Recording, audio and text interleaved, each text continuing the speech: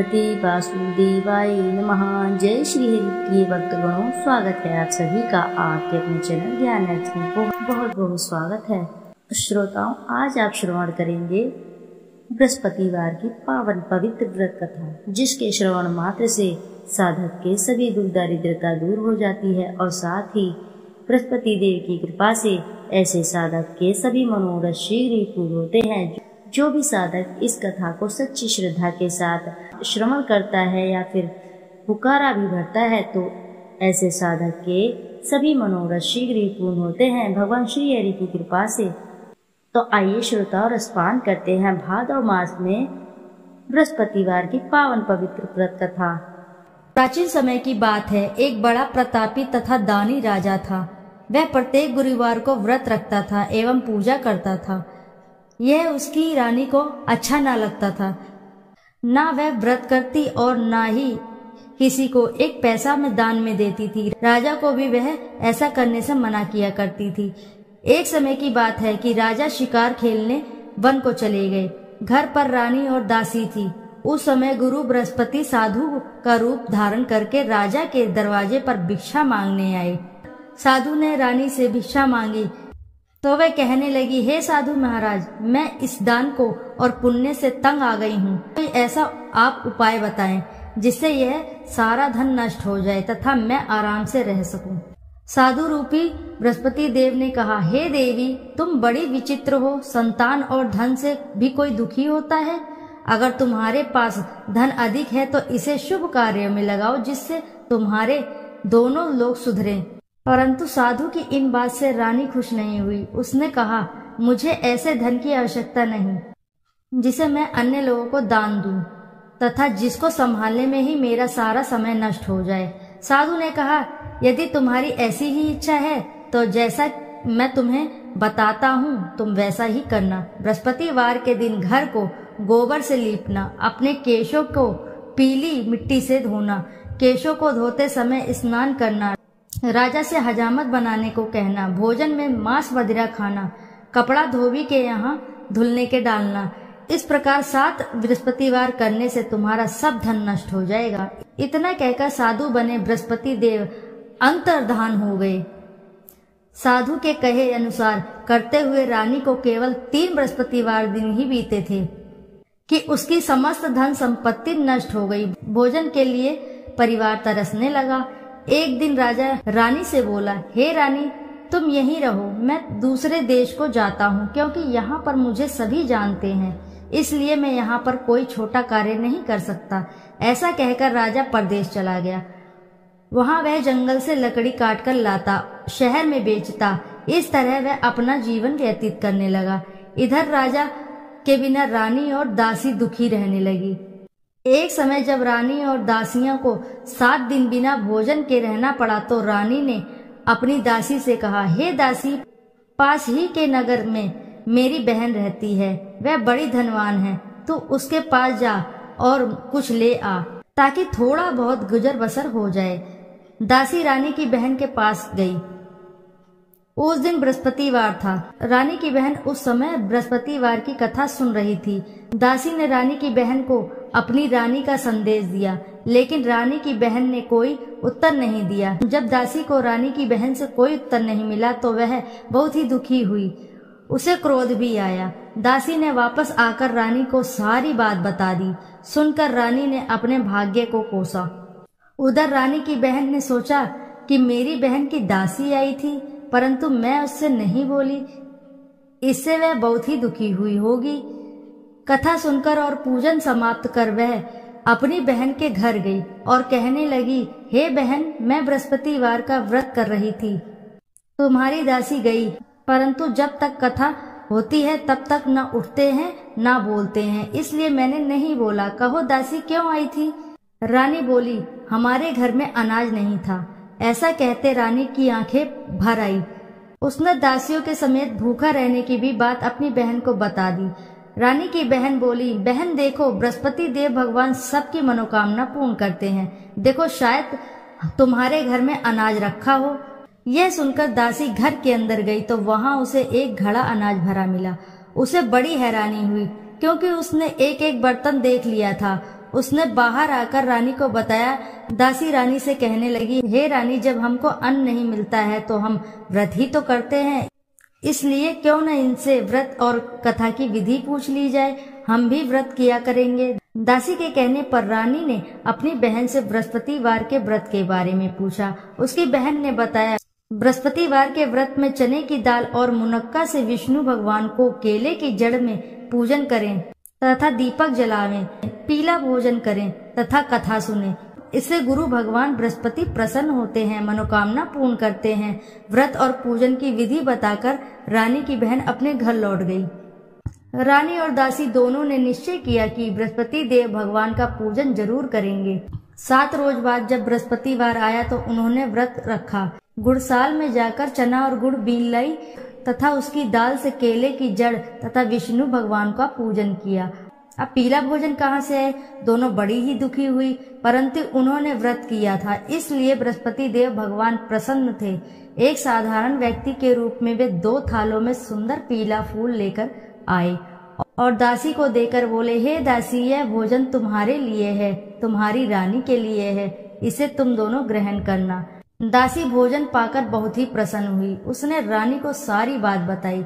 उसके बाद वे प्रत्येक बृहस्पतिवार को गुरु भगवान का व्रत और पूजन करने लगी। बृहस्पति भगवान की कृपा से उनके पास फिर से धन हो गया, परंतु फिर रानी पहले की तरह आलस्य करने लगी। तब दासी बोली, देखो रानी, तुम पहले भी इस प्रकार का आलस्य करती थी, तुम्हें धन के रखने में कष्ट होता है, इस कारण सभी धन नष्ट हो गया। अब गुरु भगवान की कृपा से धन मिला है तो फिर भी तुम्हें आलस्य आ रहा है। बड़ी मुसीबतों के बाद हमने यह धन पाया है, इसलिए हमें दान पुण्य करना चाहिए। अब तुम भूखे मनुष्य को भोजन कराओ, प्याऊ लगवाओ, ब्राह्मणों को दान दो, कुआं, तालाब, बावड़ी आदि का निर्माण करवाओ, मंदिर पाठशाला बनवाकर ज्ञान दान दो, कुंवारी कन्याओं का विवाह करवाओ, अर्थात धन को शुभ कार्यों में खर्च करो, जिससे तुम्हारे कुल का यश बढ़े और स्वर्ग प्राप्त हो और पितृ प्रसन्न हो। दासी की यह बात सुनकर रानी शुभ कर्म में लग गई। उसका यश फैलने लगा। एक दिन रानी और दासी आपस में विचार करने लगी कि ना जाने राजा किस दशा में होंगे। उनकी कोई खोज खबर भी नहीं मिली। उन्होंने श्रद्धा पूर्वक गुरु बृहस्पति भगवान से प्रार्थना की कि राजा जहाँ भी हों शीघ्र वापस आ जाएं। उधर राजा परदेश में बहुत दुखी रहने लगा। वह प्रतिदिन जंगल से लकड़ी बीन कर लाता और उसे शहर में बेचकर अपने दुखी जीवन को बड़ी कठिनता से व्यतीत करता। एक दिन दुखी हो अपनी पुरानी बातों को याद करके वह रोने लगा और उदास हो गया। उसी समय राजा के पास बृहस्पति देव साधु के वेश में आकर बोले, हे लकड़हारे, तुम इस सुनसान जंगल में किस चिंता में बैठे हो, मुझे बतलाओ। यह सुन राजा के नेत्रों में जल भर आया। साधु की वंदना कर राजा ने अपनी संपूर्ण कहानी सुना दी। महात्मा दयालु होते हैं। वे राजा से बोले, हे राजा, तुम्हारी पत्नी ने बृहस्पति देव के प्रति अपराध किया था, जिसके कारण तुम्हारी यह दशा हुई। अब तुम किसी प्रकार की चिंता मत करो, भगवान तुम्हें पहले से अधिक धन देंगे। देखो, तुम्हारी पत्नी ने बृहस्पतिवार का व्रत प्रारंभ कर दिया है। अब तुम भी बृहस्पतिवार का व्रत करके चने की दाल व गुड़ जल के लोटे में डालकर केले का पूजन करो।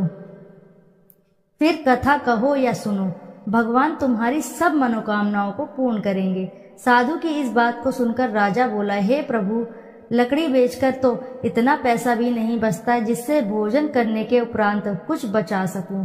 मैंने रात्रि में अपनी रानी को व्याकुल देखा।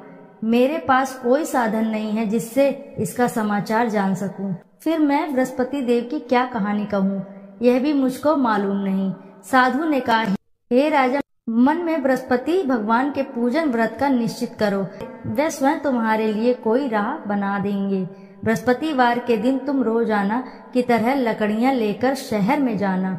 तुम्हें रोज से दुगना धन प्राप्त होगा, जिससे तुम भली भांति भोजन कर लोगे तथा बृहस्पति देव की पूजा का सामान भी आ जाएगा। जो तुमने बृहस्पतिवार की कहानी के बारे में पूछा है वह इस प्रकार है। प्राचीन काल में एक बहुत ही निर्धन ब्राह्मण था। उसके पास कोई संतान नहीं थी। वह नित्य ही पूजा पाठ करता उसकी स्त्री न स्नान करती और न ही किसी देवता का पूजन करती। इस कारण ब्राह्मण देवता बहुत दुखी रहते थे। भगवान की कृपा से ब्राह्मण के यहाँ एक कन्या उत्पन्न हुई। कन्या बड़ी होने लगी। प्रातः स्नान करके वह भगवान विष्णु का जप करती, बृहस्पतिवार का व्रत भी करने लगी। पूजा पाठ समाप्त कर वह पाठशाला जाती तो अपनी मुट्ठी में जौ भर कर ले जाती और पाठशाला जाने के मार्ग में डालती जाती। लौटते समय वह जौ स्वर्ण के हो जाते तो उनको बीन कर घर ले आती।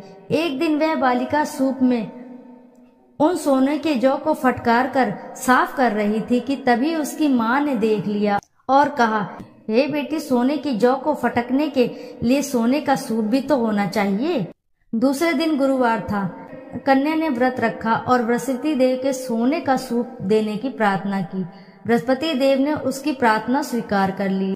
रोजाना की तरह वह कन्या जौ फैलाती हुई पाठशाला चली गई। पाठशाला से लौटकर जब वह जौ बीन रही थी तब बृहस्पति देव की कृपा से उसे सोने का सूप मिला। उसे वह घर ले आई और उससे वह जौ साफ करने लगी, परंतु उसकी माँ का वही ढंग रहा। एक दिन की बात है, कन्या सोने के सूप में जौ साफ कर रही थी। उस समय उस नगर का राजकुमार वहां से निकला। कन्या के रूप को देखकर वह मोहित हो गया। राजमहल आकर वह भोजन तथा जल त्याग कर उदास होकर लेट गया। राजा को जब राजकुमार द्वारा अन्न जल त्यागने का समाचार ज्ञात हुआ तो अपने मंत्रियों के साथ वह अपने पुत्र के पास गया और कारण पूछा। राजकुमार ने राजा को उस लड़की का घर पता बताया। मंत्री उस लड़की के घर गया। मंत्री ने ब्राह्मण के समक्ष राजा की ओर से निवेदन किया। कुछ ही दिन बाद ब्राह्मण की कन्या का विवाह राजकुमार के साथ संपन्न हो गया। कन्या के घर से जाते ही ब्राह्मण के घर में पहले की भांति गरीबी का निवास हो गया। एक दिन दुखी होकर ब्राह्मण अपनी पुत्री से मिलने गए। बेटी ने पिता को अवस्थ अकोल देखा और अपनी माँ का समाचार पूछा। ब्राह्मण ने सभी हाल कह सुनाया। कन्या ने बहुत सा धन देकर अपने पिता को विदा कर दिया, लेकिन कुछ ही दिन बाद फिर वही हाल हो गया। ब्राह्मण फिर अपनी कन्या के पास गया और सभी हाल कहा तो पुत्री बोली, हे पिता, आप माताजी को यहाँ ले आओ, मैं उन्हें ये विधि बता दूंगी जिससे गरीबी दूर हो जाए। ब्राह्मण देवता अपनी स्त्री को साथ लेकर अपनी पुत्री के पास राजमहल पहुँचे तो पुत्री अपनी माँ को समझाने लगी, हे माँ, तुम प्रातः काल स्नान आदि करके विष्णु भगवान का पूजन करो, तब सब दरिद्रता दूर हो जाएगी। परंतु उसकी माँ ने उसकी एक भी बात ना मानी। वह प्रातः काल उठकर अपनी पुत्री का बचा जूठन खा लेती थी। एक दिन उसकी पुत्री को बहुत गुस्सा आया। उसने अपनी माँ को एक कोठरी में बंद कर दिया। प्रातः उसे स्नान आदि करा के पूजा पाठ करवाया तो उसकी माँ की बुद्धि ठीक हो गई। इसके बाद वह नियम से पूजा पाठ करने और प्रत्येक बृहस्पतिवार को व्रत रखने लगी। इस व्रत के प्रभाव से मृत्यु के बाद वह स्वर्ग को गई। वह ब्राह्मण भी सुखपूर्वक इस लोक का सुख भोग कर स्वर्ग को प्राप्त हुआ। इस तरह कहानी कहकर साधु देवता वहां से लोप हो गए। धीरे धीरे समय व्यतीत होने पर फिर बृहस्पतिवार का दिन आया। राजा जंगल से लकड़ी काटकर शहर में बेचने गया। उसे उस दिन और दिनों से अधिक धन मिला। राजा ने चने गुड़ आदि लाकर बृहस्पतिवार का व्रत किया। उस दिन उसके सभी क्लेश दूर हुए। परंतु जब अगले दिन गुरुवार का दिन आया तब बृहस्पतिवार का व्रत करना भूल गया। इस कारण बृहस्पति भगवान नाराज हो गए। उस दिन उस नगर के राजा ने विशाल यज्ञ का आयोजन किया था। अपने समस्त राज्य में घोषणा करवा दी थी कि सभी मेरे यहाँ भोजन करके आएंगे, किसी के घर चूल्हा नहीं जलेगा। इस आज्ञा को जो नहीं मानेगा उसको फांसी दे दी जाएगी। राजा के अनुसार राज्य के सभी वासी भोज में सम्मिलित हुए, लेकिन लकड़हारा कुछ देर में पहुंचा, इसीलिए राजा उसको अपने साथ महल में ले गए। राजा लकड़हारे को भोजन करा रहे थे तो रानी की दृष्टि उस खूंटी पर पड़ी जिस पर उसका हार लटका हुआ था। उसे हार खूंटी पर लटका दिखाई ही नहीं दिया। रानी को निश्चय हो गया कि मेरा हार इस लकड़हारे ने चुरा लिया है। उसी समय सैनिक बुलवाकर उसको जेल में डलवा दिया। लकड़हारा जेल में विचार करने लगा कि न जाने कौन से पूर्ण जन्म के कर्म मुझे यह दुख प्राप्त हुआ। जंगल में मिले साधु को याद करने लगा। तत्काल बृहस्पति देव साधु के रूप में प्रकट हो गए और कहने लगे, अरे मूर्ख, तूने बृहस्पति देवता की कथा नहीं की, इसी कारण तुझे दुख प्राप्त हुआ। अब चिंता मत कर, बृहस्पतिवार के दिन जेल खाने के दरवाजे पर तुझे 4 पैसे जड़े मिलेंगे, उनसे तू बृहस्पति की पूजा करना तो तेरे सभी कष्ट दूर हो जाएंगे। अगले बृहस्पतिवार उसे जेल के द्वार पर 4 पैसे मिले। राजा ने पूजा का सामान मंगवाकर कथा कही और प्रसाद बांटा। उसी रात्रि में बृहस्पति देव ने उस नगर के राजा को स्वप्न में कहा, हे राजा, तूने जिसे जेल में बंद किया है उसे कल छोड़ देना, वह निर्दोष है।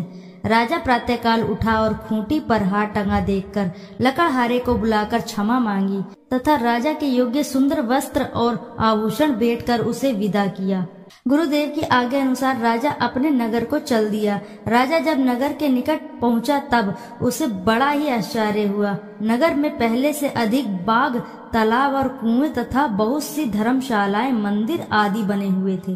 राजा ने पूछा कि यह किसका बाग और धर्मशाला है? तब नगर के सब लोग कहने लगे कि ये सब रानी और दासी द्वारा बनवाए गए हैं। राजा को आश्चर्य हुआ और गुस्सा भी आया कि उसकी अनुपस्थिति में रानी के पास धन कहाँ से आया होगा। जब रानी ने यह खबर सुनी कि राजा आ रहे हैं तो उसने अपनी दासी से कहा, हे दासी, देख राजा हमको कितनी बुरी हालत में छोड़ गए थे, वह हमारी ऐसी हालत देखकर न लौट जाएं, इसलिए तू दरवाजे पर खड़ी हो जा। रानी की आज्ञा अनुसार दासी दरवाजे पर खड़ी हो गई और जब राजा आए तो उन्हें अपने साथ महल में ले गई। तब राजा ने क्रोध करके अपनी तलवार निकाली और पूछने लगा, बताओ यह धन तुम्हें कैसे प्राप्त हुआ? तब रानी ने सारी कथा सुनाई।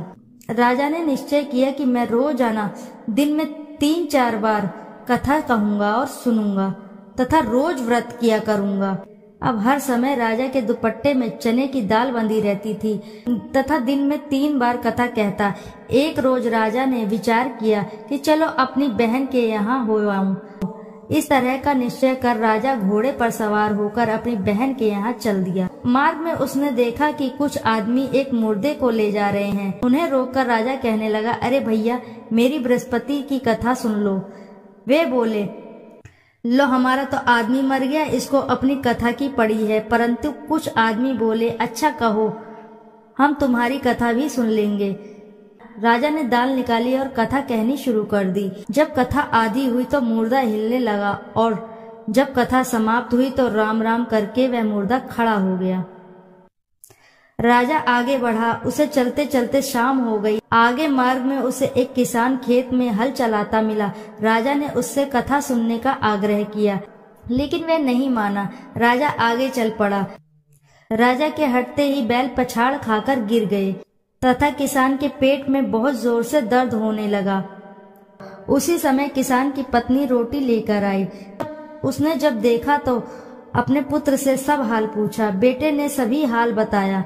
बुढ़िया दौड़ी दौड़ी उस घुड़सवार के पास गई और उससे बोली, मैं तेरी कथा सुनूंगी, तू अपनी कथा मेरे खेत पर ही चलकर कहना। राजा ने लौटकर बुढ़िया के खेत पर जाकर कथा कही, जिसके सुनते ही बैल खड़े हो गए तथा किसान के पेट का दर्द भी ठीक हो गया। राजा अपनी बहन के घर पहुंच गया। बहन ने भाई की खूब मेहमानी की।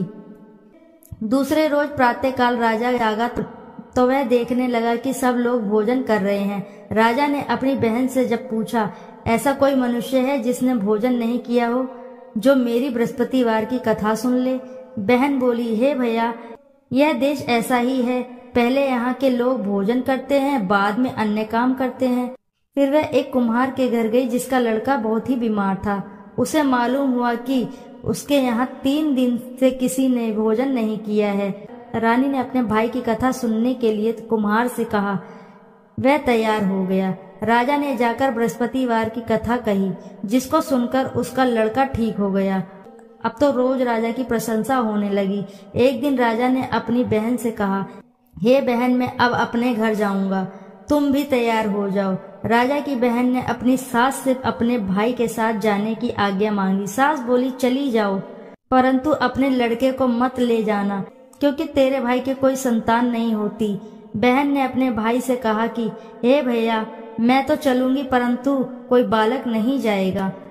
अपनी बहन को भी छोड़कर दुखी मन से राजा अपने नगर को लौट आया। राजा ने अपनी रानी से सारी कथा बताई और बिना भोजन किए वह शैया पर लेट गया। रानी बोली, हे प्रभु, बृहस्पति देव ने हमें सब कुछ दिया है, वे हमें संतान भी अवश्य ही देंगे। उसी रात बृहस्पति देव ने राजा को स्वप्न में कहा, हे राजा, उठ, सभी सोच त्याग दे, तेरी रानी गर्भवती है। राजा को यह सुनकर बड़ी ही खुशी हुई। 9वें महीने रानी के गर्भ से एक सुंदर सा पुत्र पैदा हुआ।